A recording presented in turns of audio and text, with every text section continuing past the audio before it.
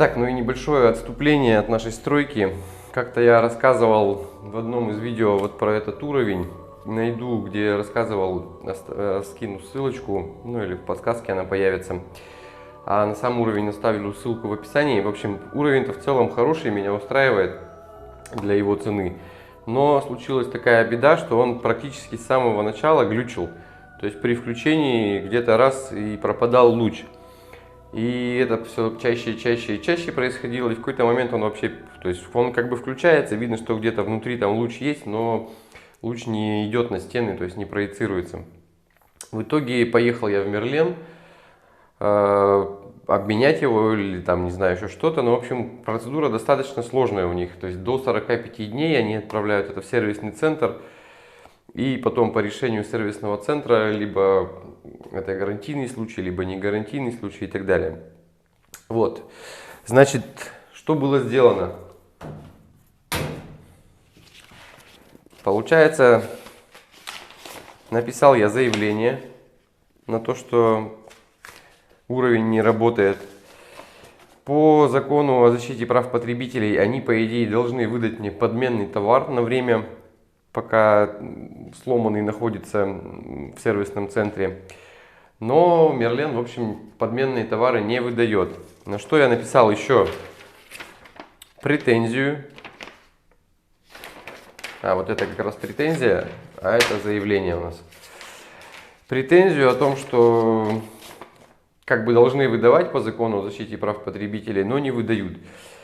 И в момент, когда я писал это заявление, подошел человек, начальник отдела, вот, видимо, инструментов, он там был на тот момент, я не знал, кто это такой.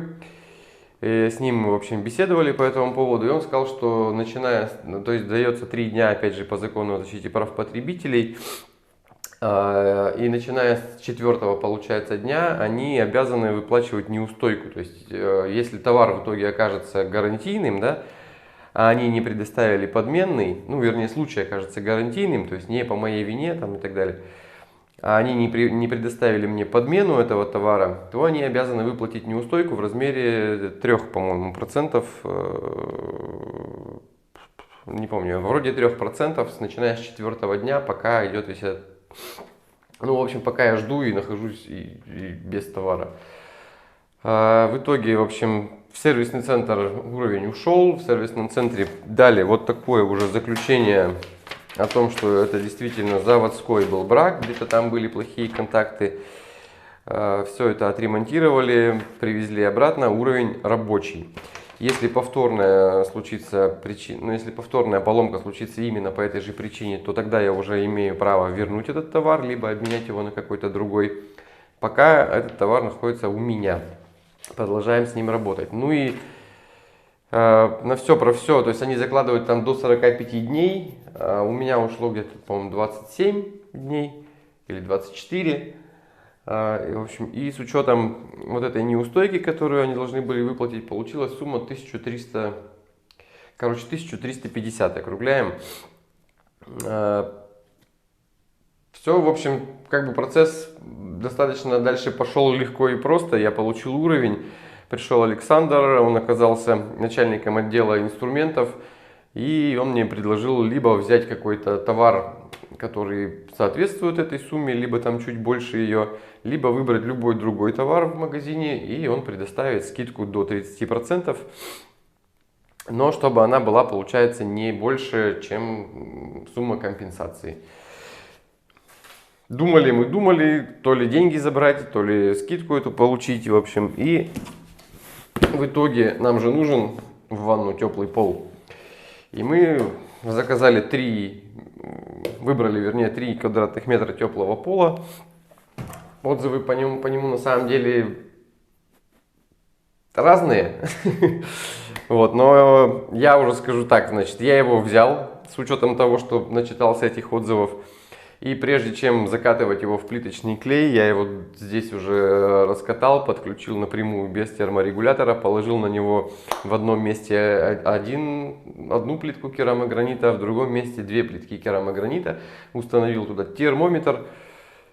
Ну и примерно за час где-то, да, температура плитки, где лежало две плитки керамогранита, достигла 30 с лишним градусов, что в принципе является уже достаточным для теплого пола. Соответственно, не знаю, что писали люди там, у кого он плохо греет. Где-то я видел там отзыв о том, что люди устанавливали его на балкон, на неотапливаемый, и ну, чего-то ждали, видимо. Явно, что мощности такого пола не хватает для того, чтобы использовать его в качестве основного элемента отопления.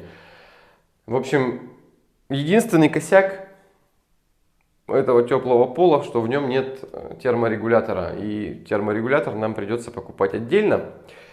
Опять же, сначала мы посмотрели в разных магазинах, которые имеются у нас, и в итоге остановились на Али, потому что там есть хорошие терморегуляторы и с функцией Wi-Fi, то есть управление удаленно можно это осуществлять. И стоят они на порядок дешевле, чем продаются у нас в магазинах. Поэтому вот такая история. В общем, теплый пол со скидкой 1350 рублей округляем. Товар отремонтирован, уровень мой лазерный. Пришлось мне, конечно, помучиться. Без него приходилось там многие работы делать, что замедляет, конечно, процесс. Но в итоге все закончилось хорошо. Уровень отремонтирован, сейчас работает отлично.